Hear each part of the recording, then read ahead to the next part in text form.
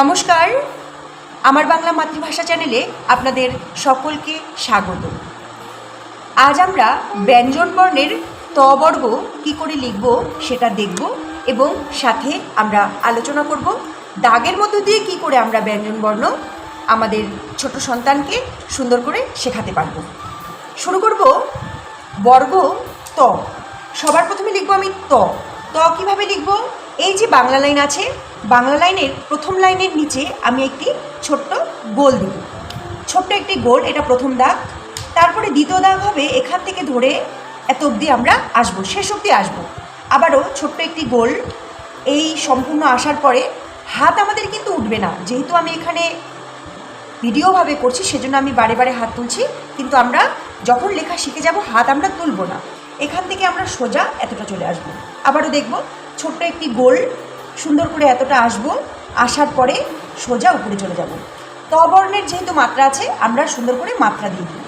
শিশুদেরকে লেখানোর সময় আমরা বারে বারে বলবো কোন বর্ণে মাত্রা আছে, কোন বর্ণে মাত্রা নেই। মাত্রা একটি খুব গুরুত্বপূর্ণ বিষয়। এবারে লিখবো আমরা থ। থ লেখার সময় আমরা তয়ের এই গোলটিকেই ব্যবহার করব। বাংলা লাইনের নিচে একটি গোল দিব। এবারে এই যে এই দাগটা আমরা সম্পূর্ণ করেছিলাম তয়ের ক্ষেত্রে, এই দাগটি থয়ের ক্ষেত্রে একটু ছোট হয়ে যাবে। প্রথমে আমরা একটি ছোট্ট গোল দিব। গোলটা দিয়ে এই দাগটাকে এত অবধি আমরা নিয়ে আসব। লক্ষ্য করব যে এই গোলটার যে সীমানাটা আছে, এই সীমানাটাকে যেন এই দাগটি পার করে না চলে আসে। আবারও একটি গোল দিব। গোল দিয়ে এই দাগটি দিব। দেওয়ার পরে এখান থেকে আমরা নিচে নেমে আসব। আবারও একটি গোল, এই দাগ, দ্বিতীয় দাগ। এবারে এখানে নিচের লাইনে চলে আসব, সোজা উপরে চলে যাব। যেহেতু থয়ের অর্ধমাত্রা আছে, বাংলা লাইনকে পার করে চলে যাব। ঘুরে এসে আমরা এখানে একটি সুন্দর করে অর্ধমাত্রা দিয়ে দিব। হয়ে গেল আমাদের থ। এবারে আমরা লিখব দ। দ যখন আমরা লিখব, বাংলা লাইন থেকে একটি দাগ টানবো অর্ধেক। বাংলা লাইনের প্রথম থেকে নিচের দাগ পর্যন্ত অর্ধেক একটি দাগ দিব, ছোট একটা দাদুর লাঠি দিব। এবার এখান থেকে যে আমরা টিয়া পাখির ঠোঁট ব্যবহার করি কোনো কোনো বর্ণে, সেই দাগটি আমরা একটু বড়োভাবে দিব, একটু আড়াআড়িভাবে বড়োভাবে আমরা দাগটি দিব। আবারও ছোট একটি দাগ, ছোট একটি দাদুর লাঠি, একটি আড়াআড়িভাবে দাগ। তারপরে আমরা সুন্দর করে এই দাগটিকে নিচের দিকে নিয়ে আসব। এই প্রথম দাগ, দ্বিতীয় দাগ, তৃতীয় দাগ। আর দ বর্ণের যেহেতু মাত্রা আছে আমরা সুন্দর করে দয়ের মাত্রা দিয়ে দেব। এবারে আমরা লিখব ধ। ধ লেখার সময় আমরা এই ত আর থয়ের দাগটি ব্যবহার করব। প্রথম দাগ আমাদের ছোট্ট একটি বাংলা লাইনের নিচে গোল। এই ছোট্ট গোলটিকে আমরা উল্টো চাঁদ মামার মতো করে নিয়ে চলে আসব। আবারও ছোট্ট একটি গোল, উল্টে দিব চাঁদ মামার মতো। এবারে এখান থেকে একটি দাগ বের করব। আবারও ছোট্ট একটি গোল, উল্টো চাঁদ মামা।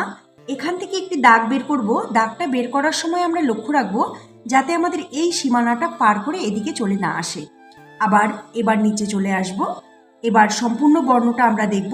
ছোট্ট একটি গোল, উল্টো চাঁদ মামা, এদিক থেকে একটি দাগ, এবার নিচে একটি দাগ। এবার আমরা সোজা উপরে চলে যাব। যেহেতু ধ বর্ণেরও আমাদের অর্ধমাত্রা, সেজন্য আমরা লাইনটিকে একটু পার করে চলে যাব, ঘুরে এসে অর্ধমাত্রা দেব। এবারে দেখব আমরা দন্তান্ন। দন্তান্ন লিখব আমরা একদম যে বাংলা লাইনটা আছে সম্পূর্ণ লাইনটার মাঝ বরাবর আমরা একটি ছোট্ট গোল দিব। বাংলা লাইনের মাঝ বরাবর ছোট্ট একটি গোল। এবার গোলটাকে ধরে উপরের দিকে করে আমরা নিচে অবধি আসব। আবারও একটি গোল, গোলটিকে ধরে নিচে আসব। একেবারে আমরা সোজা উপরে চলে যাব। আর দন্তান্নর যেহেতু পূর্ণমাত্রা আছে আমরা সম্পূর্ণ পূর্ণমাত্রাটাকে দিয়ে দেব। শিশুদেরকে বর্ণ লেখানোর সময় আমরা অবশ্যই বারে বারে বলবো আমরা এখন ছোট, আমরা লাইন ভরে লিখব। যখন আমরা বড় হব আমাদের হাতের লেখা তখন নিজে থেকেই একটা জায়গা মতো চলে আসবে, কিন্তু আমরা যেহেতু এখন ছোট আমরা বর্ণগুলো লাইন ভরে লিখব। লেখার সময় অবশ্যই আমরা কোন বর্ণে মাত্রা আছে, কোন বর্ণে মাত্রা নেই সেদিকেও লক্ষ্য রাখব। ভিডিওটি যদি ভালো লাগে অবশ্যই লাইক, কমেন্ট এবং চ্যানেলটিকে সাবস্ক্রাইব করে যাবেন, যাতে আগামী দিনের নতুন নতুন ভিডিওর জন্য নোটিফিকেশন পাওয়ার জন্য চ্যানেলটি আবারও সাবস্ক্রাইব করবেন। নমস্কার।